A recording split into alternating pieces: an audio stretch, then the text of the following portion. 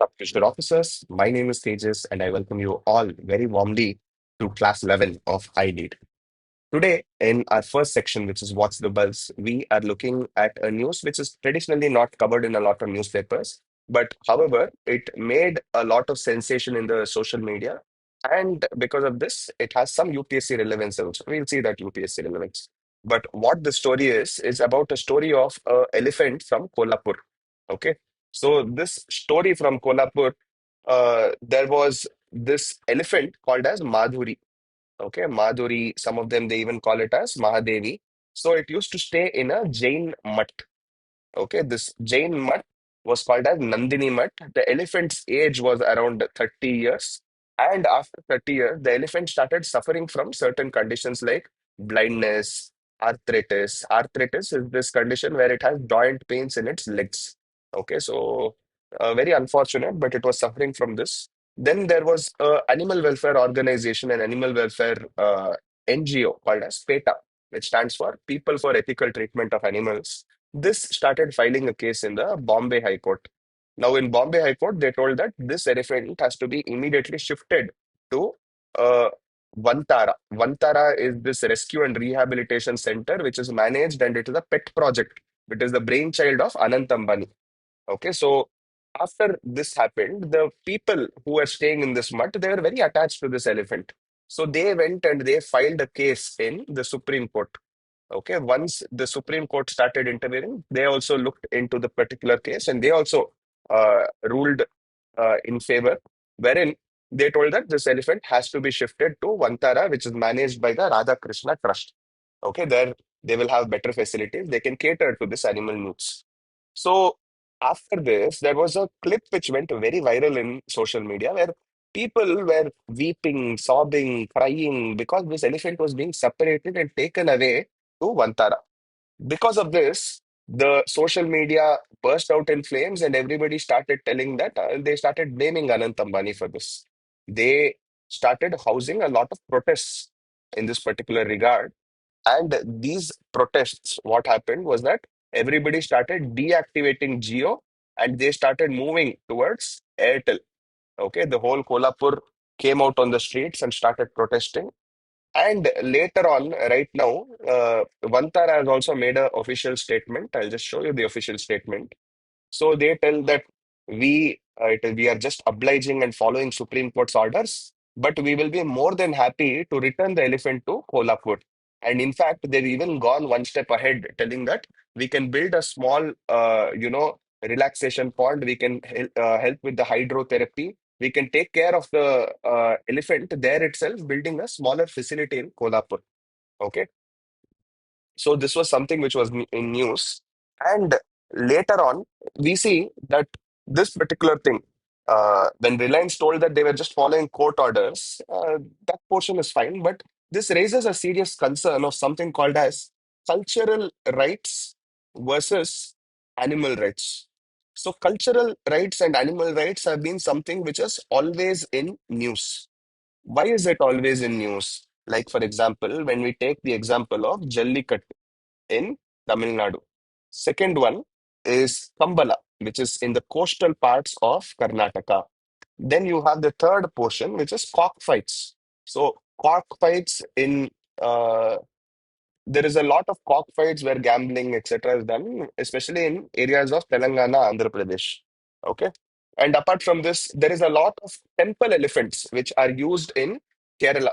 So even Kerala High Court, it recently even made a statement about the temple elephants there. It says that the temple elephants' conditions have been very dismal. They have been treated very badly, and they even compared it to Adolf Hitler's concentration camps. Okay, there is one concentration camp in particular which the Kerala High Court commented about. It's called as Treblinka. What is it called? It's called Treblinka. Okay, so any animal you have to, apart from all this cultural right, it is being sent back to its original owners, all of that is fine. But when we talk about generally about environment, any animal has to be in its own ecosystem. It has to be in the forest, and that is very important for it to survive. Okay, for it to own up to its habitat conditions, for it to be able to survive in its own ecological niche. Right, every animal will have its own ecological niche. and the best suitability for its survival is in its own ecological niche, right? So right now there is also one more solution also which is coming up for such kind of problems. See, Vantara has been established by a private organization. It could be Reliance only, but it's a private organization. When they are able to go ahead and do something so great for the animals, why can't government also take a similar step and establish something like that in every state, in every district, right? So all the animals would also get benefited, their rights are also protected. And then later on, you can try finding a balance between cultural preservation versus animal rights also. Okay, so this brings an end for our first session. In the second portion, we are going to be looking at pre-competence or prelims factual information. Here, we will just be looking at certain factual information which are very important from the exam point of view, just snippets of this. So, in the first news, we see that India or New Delhi has officially confirmed that it will be attending the SCO summit, and this holds a lot of relevance right now because of USA. What is USA doing? It is imposing a lot of tariffs. Recently, it has imposed 50% tariff, which is one of the highest countries to ever face such a tariff. Why? Because we are importing a lot of oil from Russia. So this is China's way of imposing a lot of tariffs on us to keep us in check. But what are we doing? We have to act in our own national interest. There is perhaps no other country which will give us cheap oil like Russia. So we have to continue buying it. Now, we have to form our own alliances and we have to find our own blocks. And because of which, we are going to strengthen our ties. The medium for doing this would be the Shanghai Cooperation Organization. Okay, here there will be an official meet which will be held with China. And on the sidelines of the SCO summit, there will be another official meet which will be held in with Russia also. When will this happen? This will happen by the end of August. Okay, this will happen at the end of August. Where will this happen? This will happen in a city in China called as Tianjin. Okay, so Tianjin is a location in China. There is something which you have to know. It holds high relevance because it could form new alliances in such a way that it could shape a new world order. Okay, going up in our battle of tariffs against USA. Now, in the next news, Odisha government Odisha government has brought about a circular and an act. It is called as Odisha's Shop and Commercial Establishment Act. In that, it has mandated that all shops and all establishments have to display their boards of enterprises, and that boards have to compulsorily, mandatorily have Odissi in it. Okay. It is something very similar to what is happening in Karnataka also, where we have also mandated that 60% of the signage has to be in Kannada language. Now you see this Kannada, Odissi, all of these are classical languages. Okay, which means that they have high relevance when it comes to history and its antiquity and its script. Okay, so this is something which the Odissi government has taken. And since Odissi is a classical language, you also have to do a little bit of research as to if a language is to be called as classical language, what is the conditions for a classical language? Okay, if you guys would know what is the conditions, please leave a comment below. I will see that and I will comment for your comment. Now, next one is this particular news where Australia's Great Barrier Reef, it records an annual coral loss in the last 4 decades. Okay, so this has suddenly been in news. We all know that when we talk about Australia, okay, when we talk about Australia, over here in this portion, this is called as Queensland. Okay, so Queensland houses something called as the Great Barrier Reef. Now, Great Barrier Reef is a coral reef. Now, you all know that in a coral reef, what usually happens is there is a symbiotic relationship between coral polyps, coral polyps, and zoo zooxanthellae algae. Now, the zooxanthellae algae will give it color, and coral polyps is going to give it shelter and a place for it to sustain. Now, this forms something called as a symbiotic relationship. But off late, because of global warming and climate change and ocean acidification, etc., so many unsustainable fishing practices, etc., we see that corals are being bleached, meaning to say that this zooxanthellae algae, which was giving it color, is suddenly leaving these coral reefs and going away. Now, because of this, okay, we are seeing the largest annual decline. Okay, who is telling that there is this largest annual decline? It is Australia Institute of Coral Sciences. Australia Institute of Coral Sciences. Usually, when you write your mains answer, also, if you give some statistic wherein you mention Australia Institute of Coral Sciences, your statement just won't be a statement, it will have proof, right? So, corals have extraordinary biodiversity.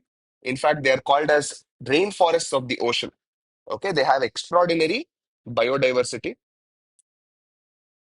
And if we look into it, they hold heavy ecological significance. Okay, they hold very prominent ecological significance. Okay, fine. Now, moving ahead, there is another news where France has exposed its biggest wildfire in the 75 years, which engulfs a very large area. Then Paris, as an army of firefighters, battle a 17,000 hectare blaze. Okay, so this has been the biggest wildfire in France since 1949. Okay, this has been the biggest wildfire. And we see that a lot of villages, forest, everything is being cleared off. Now, suddenly, this is being caused because of global warming, and this is also being caused because of drought-like conditions. Okay. Now, apart from this, this has also been becomes important because there has been a lot of forest fires in the recent years. Like very recently, there was another wildfire, there was another forest fire which happened in Los Angeles. That time we saw that so many cine stars, their houses, everything got burnt. Then a few years back, there was another forest fire in the Amazon rainforest. Okay, Amazon rainforest, you all know that's called as the lungs of the world because so much of oxygen is being produced there. There was a huge forest fire there. Then there was a forest fire in Australia which wiped out so much of percentage of koalas. Okay, so much of wildlife there, and all of this in Australia. So this particular thing is important, right? Now let's move ahead. There is another news where the drivers are fearing, and there is a lot of hue and cry about this even in social media also. They are all fearing that when we go and adopt E20 ethanol blending project, what is this E20 ethanol blending project? See, before for every 1 liter of uh, for every 1 liter of petrol, there was a mandate that 10% of ethanol has to be blended. Now, why is this done? This is done to procure more fuel, as in this is done to save fuel because we'll only be using 90% and 10% of ethanol, which is produced from sugar cane and all these natural products. It can be blended, it can be mixed with the petrol, and the vehicles can function. Now it is being told that so there will be 20% ethanol blending. When we talk about 20% ethanol blending, that means that 800 ml will be petrol and 200 ml will be what? 200 ml will be ethanol. I hope that this is clear. Okay. So this particular thing, there is a lot of hue and cry about this, and they are all telling that this will damage the engines. Okay, the engines will not be able to function properly.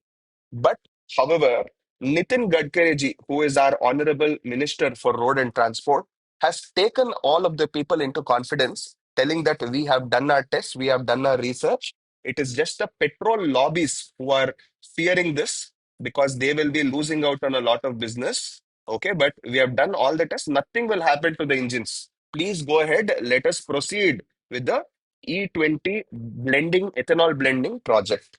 Okay. So this is what he's been telling. Next, after this, so with this, we finish the second section, which is that prelims competence, where we have covered 5 newses relating to what is important from the prelims factual perspective. Now let us move ahead. In our next article, which is our mains analysis portion of it, we are discussing about a very dreaded dark part in our history of humanity itself. Now, what is this article about? It is something which happened 80 years back, wherein in August 6th, a nuclear bomb was, dropped on 2 cities in Japan. On August 6th, it was dropped in Hiroshima, and on August 9th, it was dropped in Nagasaki. Okay, it was dropped in Nagasaki, and this was a retaliatory attack from what happened in Pearl Harbor, which Japan had done to USA. Now, before the nuclear bombings happened, in some interviews, if we see about the pilots, even the pilots did not know that this particular bomb would cause such a big damage. If I have to tell you a little bit about this particular thing, in Hiroshima, the project was called as Little Boy. This particular little boy bomb, which was dropped, was responsible for 70,000 deaths. 70,000 deaths, guys. Okay. And then you have in Nagasaki, you have a project which was called as Fat Man. So this Fat Man was responsible for killing another 40,000 people. Okay, 40,000 people were dead because of the second bombing which happened on August 9th, wherein 80 years have passed since this particular dreaded incident has happened. But it did not end here. The nuclear effects, the nuclear aftermath, the mushroom cloud which was left behind, left a lot more than just the dust which was there. It left a radiation sickness. The survivors who were there, they were known by a particular name here. They were called as Hibekushka.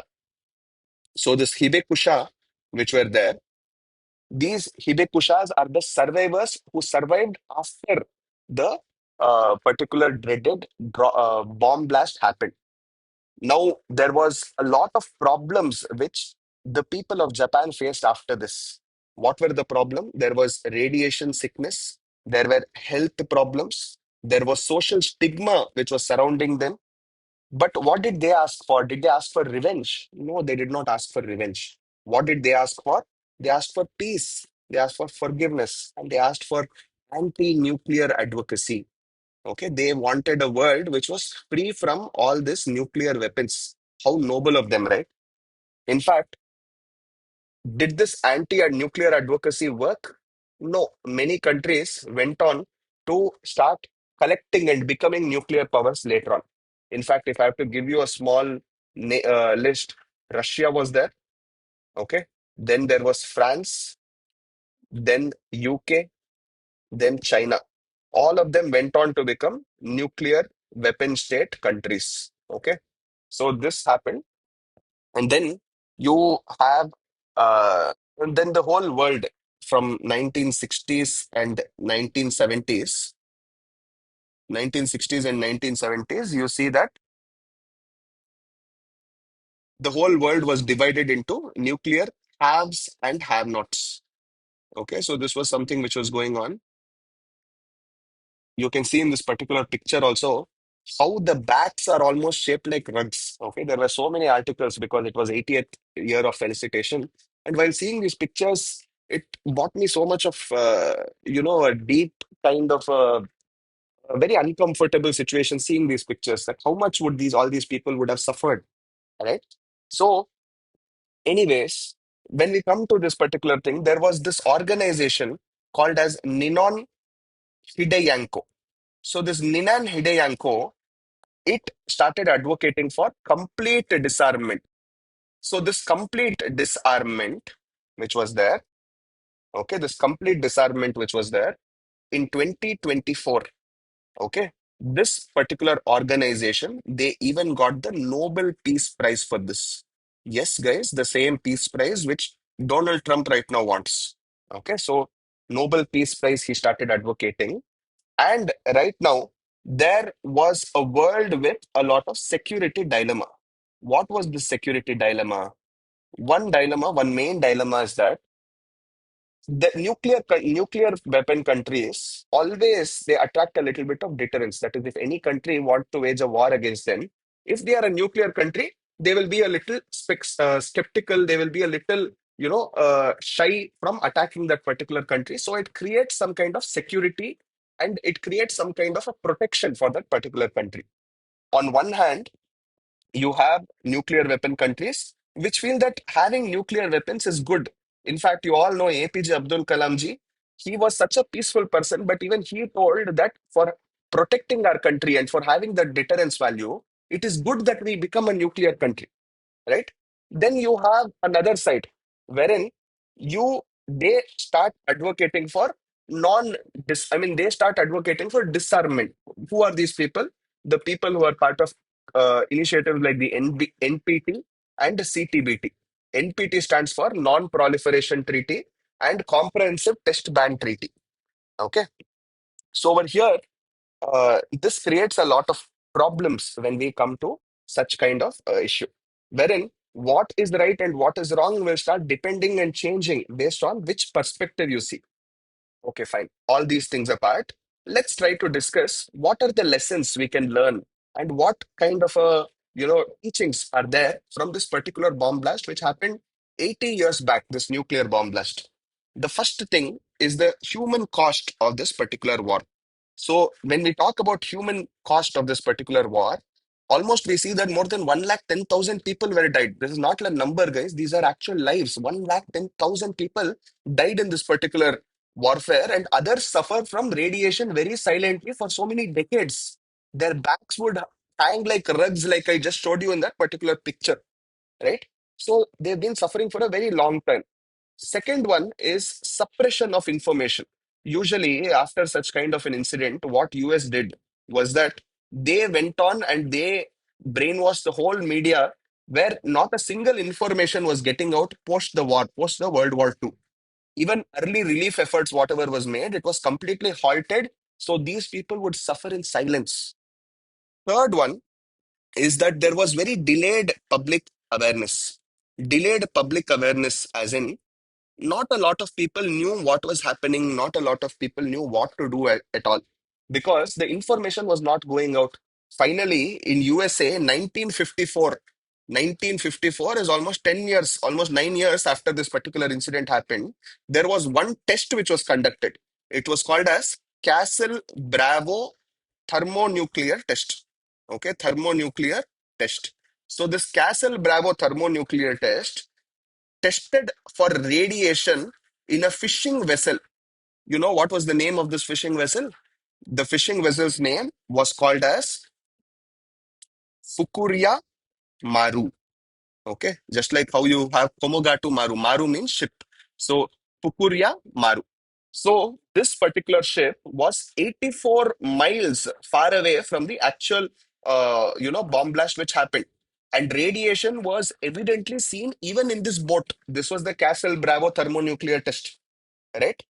Next, the fourth one is you have the role of Nihon Hidankyo. So this role of Nihon Hidankyo, survivors, they formed a group and they started traveling globally. They started educating all the countries. They started educating the people about the human cost of nuclear weapons. Okay, it is rightly given that these people have got a Nobel Peace Prize. Next, the last thing is that you have ethical case of disarmament. Ethical case of disarmament means disarmament.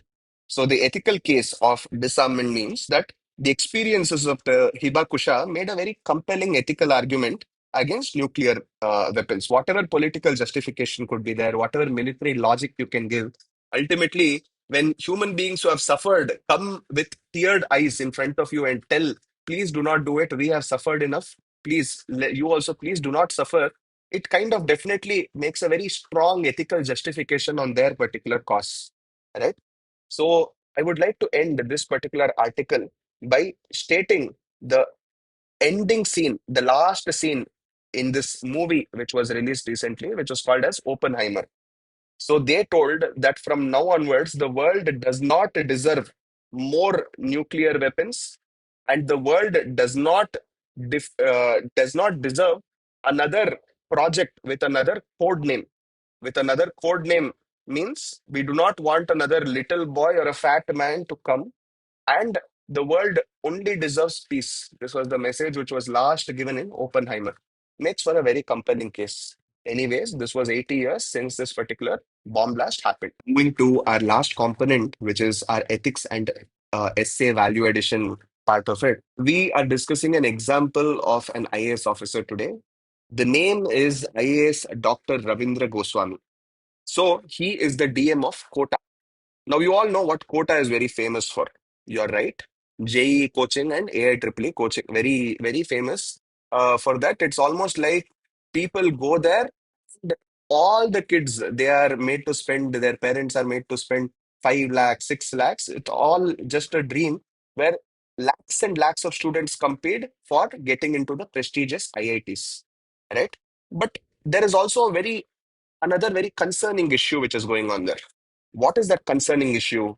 The concerning issue is that a lot of suicide rates have increased in the last few years, wherein students are not able to take that particular pressure. In fact, in this year itself, from January till May, there were 14 suicides which were recorded. Staggering number, 14 suicides, student suicide, everybody who are not able to spend for 12 hours, 15 hours, but they see students doing so, their pressure minds up and they feel that life ends when you don't get into IIT, right? But you have to give it up to this man. Seriously, you have to give it up because this particular person, he is fighting and telling everybody that there is life beyond quota, there is life beyond IIT, right? So, uh, he has gone on to rebuild the whole system in Kota itself. What has he done? He has met around 10,000 students. He has met around 10,000 students. He goes and he interacts with them, one student at a time, not to go and lecture them, but he just listens to their problems. What is going on, right? So he has IAS Ravindra Goswami. He has launched a 24 into 7 helplines, and he has installed something called as anti-suicide squad. So this anti-suicide squad and window grills have been bought and they have been installed in the hostel wardens. All the police, the hostel warden, the coaching institutes, he's integrated all of them so that all of them are under the same page, right? In fact, in many of the quota classes, he has introduced in their curriculum something called as happiness classes. So, what is this happiness classes all about? Children learn not how just to succeed, but how to even survive failure also. And that is very important, don't you all think? Right? We have to tell them that it's okay to fail. This is what Dr. Goswami tells that one result and one rank should not define on what your life will be. Right? So, he also is giving something called as gatekeeper training. So, what is the gatekeeper training? It is a silent revolution of where around some 5,000 hostel staff are being trained on how to exactly respond when such an incident happens. Okay. So, he is making that effort wherein you can talk to students before it is too late. There is also another ASP also. His name is called as Chandrashil Thakur. Okay, so he has also formed something called as Kota Student Cell. They have police have combined and they have made an effort to reach out to almost 80,000 students. All of them they keep waiting for SOS calls, and in case such a thing arrives, they go and they immediately reach out and they immediately try to get on the spot and try to help them. In fact, so many policemen also will just keep roaming down in the corridors in mufti, meaning to say they will just go in civil dress and they will just interact with the students. They ask them, how are you? Like, really, how are you? That is a simple question, but sometimes a student, being a student, that is all they want to hear. Okay, it is okay to have a plan B also, and sometimes the plan B can even be better than a plan A, right? And he finally goes on to tell that you are just more than your exam rank. Okay, so this is something which we can definitely bring in our ethics paper. It shows about that compassion, it shows about empathy to this particular cause, it shows integrity, and it even shows probity in service, wherein you go on to help and dedication to public service. All of this, you can state the example of IAS Dr. Ravindra Goswami. Okay. Rather than all your conventional examples, which are 30 years, 40 years outdated, you should look for such examples. And they will definitely bring originality in your answers and add value to your ethics marks. Having said this, we come to an end in today's session, and I hope that you had a lot of fun learning. I've just dropped one small question towards the end. I would like all of you to try to answer them, post them in the comment section. Okay, how it can be improved? You will get a free feedback in the comment section itself by me. What is this question about? The bombings of Hiroshima and Nagasaki in 1945, they marked a turning point in warfare and global politics. Discuss the ethical, geopolitical, and humanitarian consequences of nuclear weapons. And then you have to make an evaluation on the progress made in nuclear disarmament since then. Okay, so there's a 250 words question. So I would like all of you to try to write an answer to this. I will see you all in the next class of iLead. And until then, the stage is signing off. Thank you and have a nice day.